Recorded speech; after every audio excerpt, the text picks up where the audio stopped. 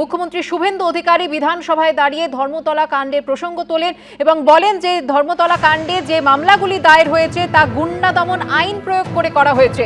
Hair street থানা ও এন্টালিতে 7টি মামলা দায়ের হয়েছে। 70 জনকে চিহ্নিত করা হয়েছে, তাদের কেউই ছাত্র নয়। রাজাবাগানের আফরোজ, খিদিরপুরের নাহিদ, মোমিনপুরের তানভীর ইকবালকে চিহ্নিত করা হয়েছে।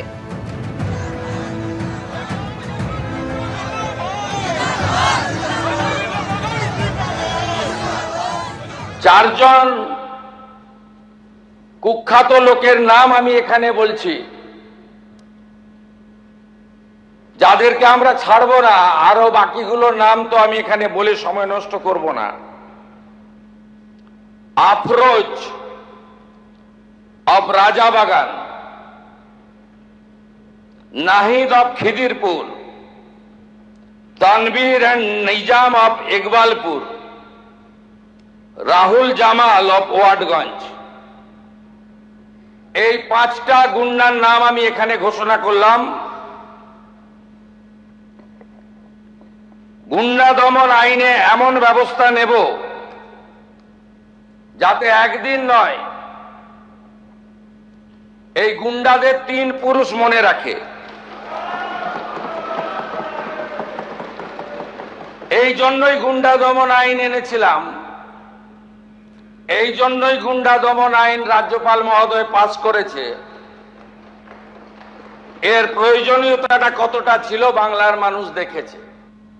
আর এই মুহূর্তে আমরা টেলিফোনে যোগাযোগ করে নিয়েছি আমাদের প্রতিনিধি উজ্জ্বল মুখোপাধ্যায়ের সঙ্গে। উজ্জ্বল, আমরা জানি যে সম্প্রতি রাজ্য জুড়ে গুন্ডা দমন আইন তা লাগু করা হয়েছে, আর গতকাল ধর্মতলায় যে ধুন্ধুমার ঘটনা ঘটে সেখানে গুন্ডা দমন আইনের প্রয়োগ করা হয়েছে জানালেন মুখ্যমন্ত্রী। একদম তাই। দেখো, মুখ্যমন্ত্রী আজকে বিবৃতি দিয়ে যেটা বলেছেন সেটা অত্যন্ত তাৎপর্যপূর্ণ। তিনি বলেছেন যে গতকালের যে মিছিল, সেই মিছিল যাতে পুলিশ কোনো রকম ভাবে বাধা না দেয়, পুলিশকে সেই নির্দেশ দেওয়া হয়েছিল। পুলিশ কোথাও কোনো গন্ডগোল করেননি, বরঞ্চ পুলিশকে যখন আক্রমণ করা হয়েছে পুলিশ সেটাকে নিরস্ত করার চেষ্টা করেছে এবং তার জন্য তিনি পুলিশকে ধন্যবাদ জানিয়েছেন। একই সঙ্গে তার বক্তব্য যে কিছু চিহ্নিত ব্যক্তি তারা এই মিছিলের ভেতরে ঢুকে তারা গন্ডগোল করার চেষ্টা করেছে, গন্ডগোল করেছে, সাংবাদিকদের গায়ে হাত দিয়েছে। এরকম 70 জনকে ইতিমধ্যেই চিহ্নিত করেছে পুলিশ, যাদের ছবি পাওয়া গেছে, যাদের ভিডিও পাওয়া গেছে। এই 70 জনের বিরুদ্ধে ইতিমধ্যেই 5টা থানায় 6খানা মামলা রুজু হয়েছে এবং তাদেরকে গ্রেপ্তারের নির্দেশ দেওয়া হয়েছে। 5 জনের নাম তিনি ঘোষণা করেছেন এবং তাদের বাড়ি কোথায়, কোথা থেকে তারা এসেছেন তাদের নামও তিনি ঘোষণা করেছেন। এছাড়াও বাকি 70 জন তারা পুলিশের খাতায় ইতিমধ্যেই চিহ্নিত হয়েছে এবং তাদেরকে গ্রেপ্তার করা হবে। শুধু গ্রেপ্তার করা না, এই প্রথম রাজ্যে গুন্ডা দমন আইন, যেটা রাজ্য সরকার নতুন বিল এনে নতুন আইন করলো, সেই আইন প্রয়োগ করা হবে এই 70 জনের ক্ষেত্রে। অর্থাৎ গুন্ডা দমন আইনে কিন্তু স্পষ্ট বলা আছে যে কোনো ধরনের বিচার ছাড়াই 1 বছর পর্যন্ত তাদেরকে কিন্তু জেলে আটক করে রাখা যেতে পারে। এই আইনে প্রভিশনে বলা হয়েছে যে পুলিশ যদি মনে করে যে এদের দ্বারা ভবিষ্যতেও আরো বেশ কিছু ঘটনা ঘটতে পারে, তাহলে তাদেরকে কিন্তু আটক করে রাখা যাবে। 1 বছর কার্যত তারা কোনো আদালতে যাওয়ার সুযোগ পাবেন না। মুখ্যমন্ত্রী ভেতরে বলেছেন এবং যাওয়ার সময় আমাদেরকে জানালেন যে এই 70 জনকে তারা চিহ্নিত করেছেন গতকাল রাতেই এবং তাদের বিরুদ্ধে কিন্তু কঠোরতম ব্যবস্থা গ্রহণ করা হবে।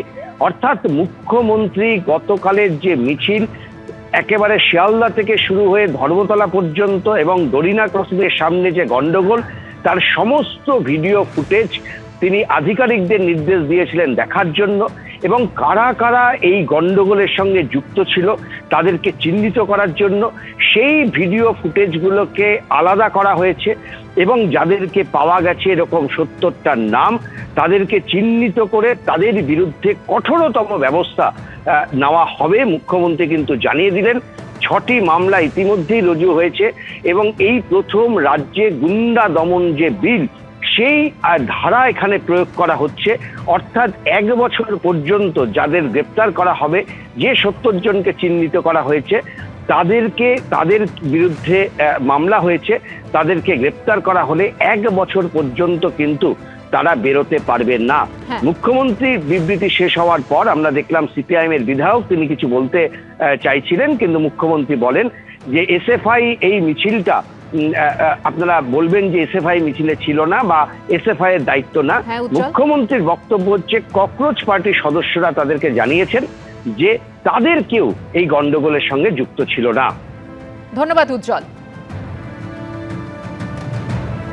অন্যদিকে নিট প্রশ্ন ফাঁস কাণ্ডে দিল্লিতে যে আন্দোলন বিক্ষোভ কর্মসূচি তা নিয়ে দিল্লি পুলিশের তরফ থেকে বিবৃতি দিয়ে জানানো হয়েছে যে অপরাধের রেকর্ড আছে, যন্তর মন্তরে আসা কমপক্ষে 2000-এরও বেশি ব্যক্তি তাদেরকে শনাক্ত করা হয়েছে। যন্তর মন্তরে আসা সমাজ বিরোধী ও সন্দেহভাজন ব্যক্তিদের চিহ্নিত করা হয়েছে।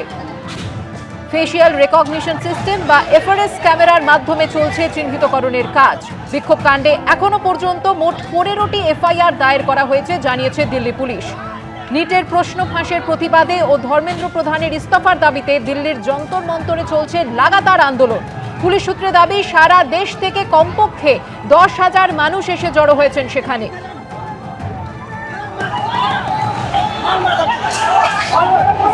রাজধানীর প্রাণকেন্দ্রে পরিস্থিতি নিয়ন্ত্রণে সেখানে প্রায় 3000 পুলিশ কর্মী মোতায়েন করা হয়েছে।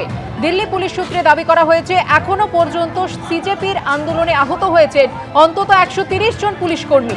গন্ডগোলে অন্তত 65 জন পড়ুয়া আহত হয়েছেন বলে দাবি পুলিশের।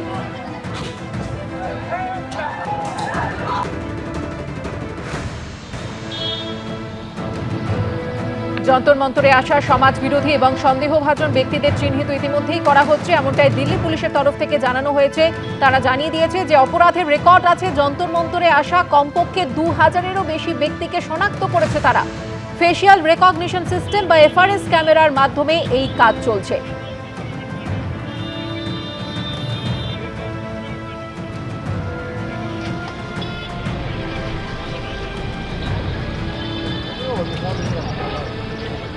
এবিপি আনন্দ, এগিয়ে থাকে, এগিয়ে রাখে।